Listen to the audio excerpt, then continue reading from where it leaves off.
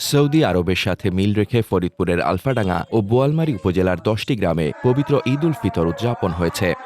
আলফাডাঙ্গা ও বোয়ালমারী প্রতিনিধির প্রতিবেদনে থাকছে বিস্তারিত।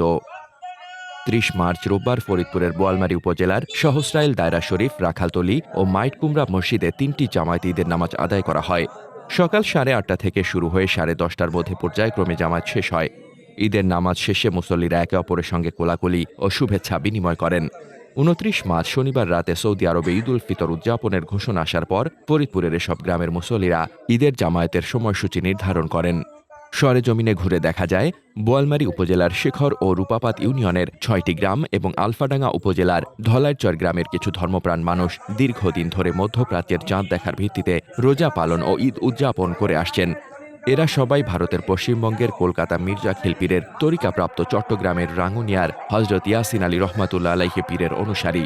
সহস্রাইল দায়রা শরীফে ঈদের জামায়াতে ইমামতি করেন আলফাডাঙ্গা উপজেলার ধলাইরচর দরবার শরীফের পীর সাহেব ও ফরিদপুর কামিল মাদ্রাসার আরবি প্রভাষক মুহাদ্দিস মুফতি রাকিবুল হাসান রাকিব।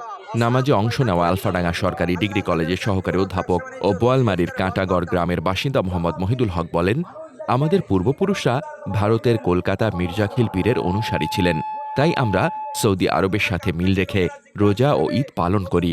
বোয়ালমারী উপজেলার কাটাগড়, সহস্রাইল, দড়ি সহস্রাইল, মাইটকুমরা, রাখালতলী, গঙ্গা নন্দপুর সহ আলফাডাঙ্গার ধলাইরচর গ্রামের কয়েকটি পরিবার দীর্ঘদিন ধরে এভাবে ঈদ উদযাপন করে আসছে।